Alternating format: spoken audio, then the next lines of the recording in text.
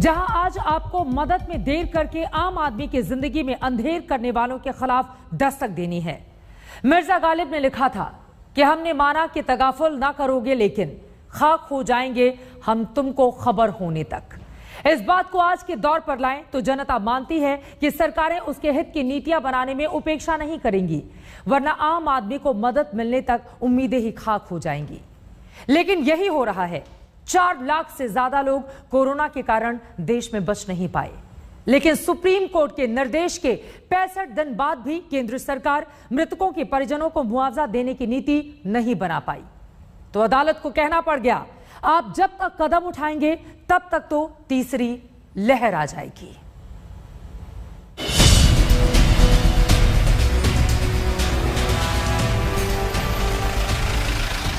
ये स्लॉथ है। इसकी चाल देखकर समझ लीजिए कि ये दुनिया में सबसे धीमे चलने के लिए पहचाना जाता है। स्लॉथ प्रति मिनट सिर्फ 1.8 मीटर ही चलता है। लेकिन सवाल है कि क्या सरकारें अमेरिका में पाए जाने वाले इस सुस्त, आलसी, शाकाहारी जीव से भी ज्यादा लचर होकर, सुस्त होकर नीतियों पर कदम बढ़ाती हैं?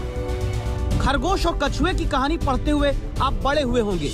कहानी का संदेश भूलकर ये सोचिए कि कहा जाता है कछुआ अपनी सुस्त चाल के कारण 15 मिनट में 100 मीटर चल पाता है। लेकिन आज का दस्तक देता सवाल जनता का ये है कि क्या हमारे देश में सरकार की फैसला लेने की गति कछुए से भी ज्यादा धीमी है?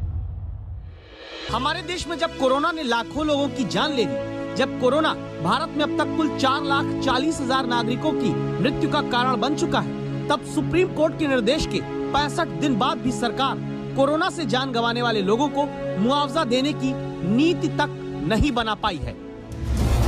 जिस देश में सत्ता हासिल करने वाला दल चुनाव जीतने के लिए 1,141 करोड़ रुपए प्रचार में खर्च कर देता है, और जहां सबसे पुरानी पार्टी लगातार चुनाव हारते हुए भी सत्ता की चाहत में प्रचार में 626 करोड़ रुपए खर्च करती है, उस देश में कोरोना से जान गंवाने वाले लोगों के घर वालों की आर्थिक मदद के लिए मुआवजा देने को सुप्रीम कोर्ट के निर्देश के बावजूद 9 हफ्ते बीत जाते हैं, लेकिन केंद्र सरकार कोरोना से जान गंवाने वालों को डेथ ड्यू टू कोरोना लिखे जाने वाला डेथ सर्टिफिकेट देने और मरने वालों के परिजनों को मदद राशि मुआवजा कैसे देना है, इसकी नीति क्या होगी तय नहीं कर पाती।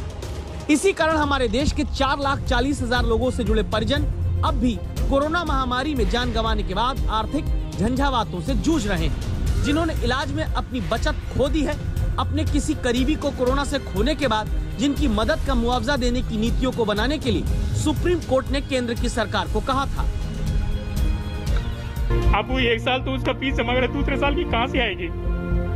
एक तो वो समस्या की बच्चा भी 12th में है, तो वो कैसे कमाएंगे? इनके तो पास तो कुछ ऑप्शन ही नहीं है। ये क्या करेगी एक महिला?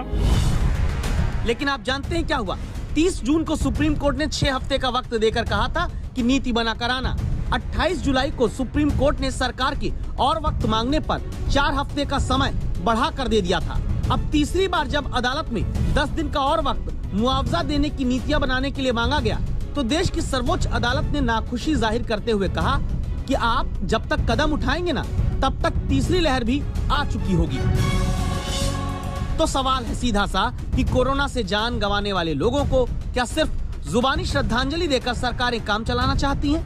अगर नहीं, तो क्या अब 11 सितंबर तक यानी अगली तारीख तक देश में कोरोना संक्रमण से जान गंवाने वाले लोगों के घर वालों को मुआवजा देने की नीति सरकार सुप्रीम कोर्ट में लाएगी, या फिर मोहलत और दिनों की मांग कर मदद को टरकाया जाएगा?